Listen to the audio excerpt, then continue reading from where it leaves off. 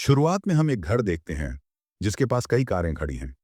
फिर दृश्य सीधे इस घर के अंदर बदल जाता है, जहां हम एक आदमी को उद्देश्यपूर्ण ढंग से कहीं चलते हुए देखते हैं। अचानक वह रुक जाता है। उसके चेहरे पर चिंता के भाव दिखाई देते हैं। उसे घर में एक सूटकेस मिला है और वह हैरान है कि यह यहाँ क्यों है। आगे हमें तीन लोगों की तस्वीर दिखाई जाती है और वह खुद से सोचता है कि शायद कल ए से इसके बारे में पूछना सबसे अच्छा होगा। थोड़ी देर बाद वह एक दरवाजे पर खड़ा है, गहरी सोच में डूबा हुआ है। उसे अचानक याद आता है कि वह अपने पसंदीदा गेम में दैनिक पुरस्कार एकत्र करना भूल गया था। वह दरवाजा खोलता है और सोचता है कि किसी चीज पर निर्भरता कैसे व्यक्ति को आत्मनियंत्रण खो सकती है। जैसे ही वह कमरे में प्रवेश करता है, उसकी नजर एक पंखे पर पड़ती है जो आलस से घूम रहा है। जैसे ही वह कमरे का सर्वेक्षण करना जारी रखता है, वह एक लड़की को शांति से सोते हुए देखता है। यह लड़का हमारा मुख्य पात्र है। वह खुश नहीं है कि वह सो रही है और वह उसे जगाने का फैसला करता है। लेकिन पहले वह पुष्टि करना चाहता है कि वह सो रही है और वह उसे जगाने का फैसला करता है। लेकिन पहले वह पुष्टि करना चाहता है कि वह सो रही है, वास्तव में सो रहा है, क्योंकि ऐसा लगता है कि वह उससे कुछ चाहती है। लेकिन कोई जवाब नहीं है। लड़की चुपचाप सोती रहती है, या शायद वह उसे जवाब नहीं देना चाहती। यह महसूस करते हुए हमारा मुख्य चरित्र कुछ अच्छे हेडफोन लगाने और उस समय एक स्वादिष्ट पाई का आनंद लेने का फैसला करता है। उसे पता चलता है कि उसकी निर्भरता उसकी सौतेली मां से जुड़ी हुई है, कुछ ऐसा जिसे वह छिपाता नहीं है। उसे शायद इस पर थोड़ा गर्व भी है। कुछ समय बीत जाता है और सो रही सौतेली मां जागने लगती है, क्योंकि मुख्य चरित्र बहुत शोर कर रहा है। सुबह हो गई है और हमारा सबसे अद्भुत नायक अपनी सौतेली मां से पूछने के लिए जाता है कि क्या वह अच्छी तरह से सोई। वह एक स्वादिष्ट नाश्ता तैयार करने में व्यस्त है। मुस्कुराते हुए जवाब देती है कि वह अच्छी तरह से सोई, जैसे वह सोया था। उसे खुश करने के लिए वह उसे बताती है कि उसने नाश्ते के लिए एक पारंपरिक कोरियाई व्यंजन बनाया था। लेकिन लड़का खुश नहीं था। वह अपनी सौतेली मां से कहता है कि वह करी की उम्मीद कर रहा था रसोई की मेज पर। अचानक चश्मा पहने हुए लड़के को कुछ अजीब लगता है। उसे लगता है कि उसकी सौतेली मां उसे घूर रही है। अजीब तरह से वह दावा करती है कि वह बस यह जानने के लिए उत्सुक है कि क्या उसे खाना पसंद है। हालांकि वह ध्यान से सुनता है, फिर भी उसे यह अजीब लगता है। वह अपनी बेचैनी व्यक्त करता है और कहता है कि जब कोई उसे घूर रहा होता है तो वह अपने भोजन का आनंद नहीं ले पाता है। जवाब में लड़की कुछ नहीं कहती है, केवल उसकी आंखों में देखती रहती है। उसके होठों पर हल्की मुस्कान आती है। लड़का अजीब चुप्पी से थक जाता है और शिकायत करता है कि उसे यह पसंद नहीं आ सकता है, क्योंकि उसे अपच हो सकता है। भोजन के दौरान हमें पता चलता है कि हमारे मुख्य चरित्र के दिवंगत पिता ने उसे एक नई सौतेली मां कोन ह्यसू के साथ छोड़ दिया है, जो अब उसके सामने बैठी है। दृश्य बदलता है और तीन कैक्टस दिखाता है, जिनमें से प्रत्येक पर अलग अलग नाम लिखे हैं। और लड़का टिप्पणी करता है कि एक बार जब सभी शांत हो गए तो वे एक साथ रहने लगे। फिर उसे वह दिन याद आता है जब उसकी सौतेली मां ने उसे उससे मिलवाया था। एक ऐसा महत्वपूर्ण दिन जिसे वह कभी नहीं भूल सकता। बचपन में जान की अपनी सौतेली मां के बारे में पहली धारणा अच्छी नहीं थी। वह उसे ठंडी और सख्त लगती थी। लगभग उसी समय क्वान हियसू को गिन का नाम पता चलता है और उसे एहसास होता है कि वह कितनी खतरनाक है। जैसे कि वह उसे तोप के गोले से गला घोंट सकती है, जब उसे इसकी उम्मीद ही नहीं होती। क्योंकि अपनी खूबसूरती के बावजूद वह हमेशा एक बेटा चाहती थी और अपना मौका नहीं खोना चाहती थी। अचानक गिन को एक तेज आवाज से वास्तविकता में वापस लाया जाता है। उसकी सौतेली मां चिल्लाती है और उसे उसके विचारों से बाहर निकालने की कोशिश करती है। क्वान ह्यस्सू हमारे मुख्य किरदार को याद दिलाती है कि उसे अभी भी अपनी सारी फलियां खानी हैं और उसे देर नहीं करनी चाहिए। वह अपनी चॉपस्टिक उसकी प्लेट की ओर बढ़ाती है और उसे एक फलियां खिलाने की कोशिश करती है। कोशिश करता है। जब वह एक बीन को पकड़ने में सफल हो जाता है तो वह उसे अपना मुंह और खोलने के लिए कहती है। हालांकि स्त्री रोग विशेषज्ञ को याद आता है कि वह अपने आप ही सब कुछ करने में सक्षम है। अपनी सौतेली मां को याद दिलाता है कि वह अब बच्चा नहीं रहा। लेकिन क्वानो यह स्पष्ट करता है कि उसे परवाह नहीं है। वह हमेशा उसका छोटा बच्चा रहेगा। स्त्री रोग विशेषज्ञ को एहसास होता है कि बहस करना व्यर्थ है, इसलिए वह अपना मुंह खोलता है और हार मान लेता है और बीन खा लेता है। उसकी सौतेली माँ उसे इसे अच्छी तरह से चबाने के लिए कहती है और पूछती है कि क्या इसका स्वाद अच्छा है, ताकि उसे बुरा न लगे। वह जवाब देता है कि यह अभी बुरा नहीं है। क्वान हयेसू को यह देखकर अच्छा लगता है कि उसका सौतेला बेटा कितना बड़ा हो गया है, और उसे लगता है कि यह सब बीन की वजह से है। खाने के बाद जेन अपनी सौतेली माँ से कुछ महत्वपूर्ण पूछने का फैसला करती है। उसे सूटकेस याद आ गया है और वह जानना चाहता है कि यह लिविंग रूम में क्यों था। लड़की के चेहरे पर तनाव आ जाता है, जो स्पष्ट रूप से दर्शाता है कि वह भ्रमित है और बहाना बनाने की कोशिश कर रही है। फ्लाई क्वान हैसू जानती है कि वह कोई ठोस बहाना नहीं बना पाएगी।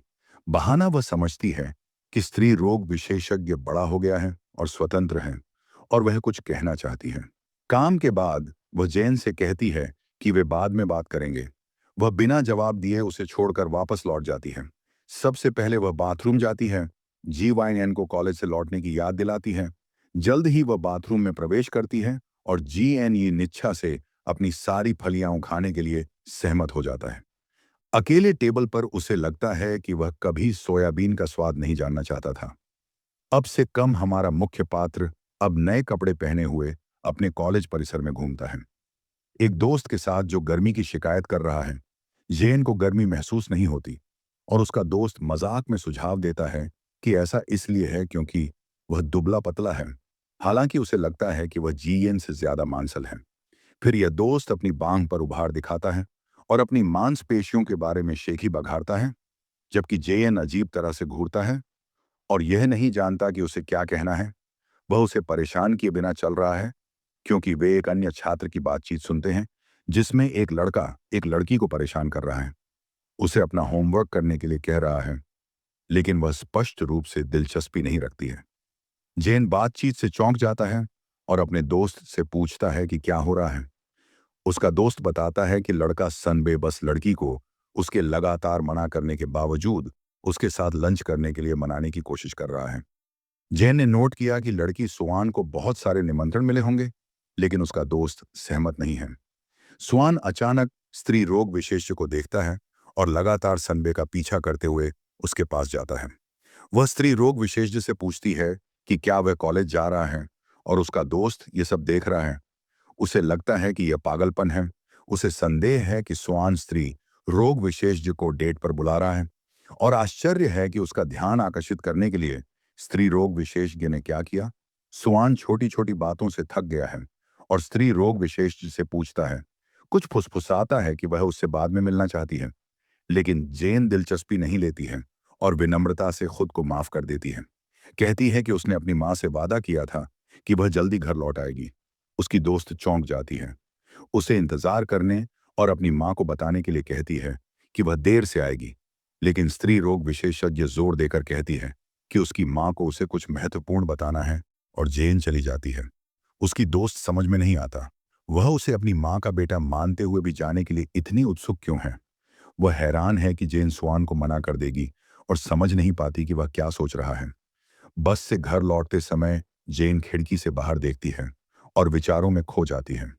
उसे याद आता है कि कैसे उसकी सौतेली माँ ने वादा किया था कि वह कॉलेज जाने तक हमेशा उसके साथ रहेगी, और यह विचार उसे दुखी करता है। वह इस एहसास से त्रस्त है कि उनके बीच कभी ऐसी बातचीत नहीं हुई है और शायद कभी नहीं होगी। अगर अंततः स्त्री रोग विशेषज्ञ उसके घर पहुंचता है और दरवाजा खोलना शुरू करता है, तो वह यह देखने के लिए उत्सुक हो जाता है कि अंदर उसका क्या इंतजार है। जैसे ही वह अंदर जाता है, वह देखता है कितना अंधेरा है। वह अपने जूते उतारता है और धीरे धीरे क्वान की तलाश में इधर उधर घूमना शुरू करता है। कैसे वह आखिरकार लाइट स्विच ढूंढता है और उसे चालू करता है, और एक गंदगी पाता है जो उसे गेमर के कमरे की याद दिलाती है। अचानक स्त्री रोग विशेषज्ञ को पिछले दिन का सूटकेस याद आता है, और वह यह देखने के लिए दौड़ती है कि क्या वह अभी भी वहां है, लेकिन उसे आश्चर्य होता है कि वह गायब हो चुका है। वह खाली जगह को घूरता हुआ वहीं खड़ा रहता है और यह सब समझने की कोशिश करता है। चिंतित होकर वह अपना बैग एक तरफ फेंक देता है और अपनी सौतेली माँ के कमरे की ओर कुछ जवाब पाने की उम्मीद में दौड़ता है। जब वह दरवाजे पर पहुंचता है, तो चिंता से भरी स्त्री रोग विशेषज्ञ उसे खोलती है और अपनी सौतेली माँ को बुलाती है, जिससे उसे राहत मिलती है। क्वान हाउ वहीं खड़ी है और उसे देख रही है जैसे वह उसका इंतजार कर रही थी। उसकी परेशानी देखकर वह पूछती है कि क्या हुआ। यह देखकर कि उसे बहुत पसीना आ रहा है, लेकिन जिन बिना कुछ कहे चुपचाप उसे देखता रहता है, वह अचानक उसे कसकर गले लगा लेती है। उसे डर था कि शायद वह उसे छोड़कर चली गई होगी। क्वान हाउ हैरान था, लेकिन भावुक था। उसने पूछा कि क्या हो रहा था। जेन ने बताया कि वह चिंतित था कि शायद वह चली गई होगी। जब वह सूटकेस नहीं ढूंढ पाया और उसने सब कुछ देखा, रोशनी बंद थी। उसने उससे विनती की कि वह उसे फिर से इस तरह न डराए।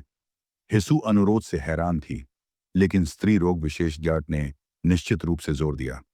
क्वान हेसू के लिए यह एक वास्तविक झटका था। वह बस यह नहीं समझ पाई कि यह आदमी उस रात उसके साथ क्यों रहना चाहता था। हमारा मुख्य चरित्र उसे बताता है कि वह उसके कमरे में सोना चाहता है, क्योंकि वह वास्तव में अकेले रहने से डरता है। हम थोड़ी देर बाद जारी रखेंगे।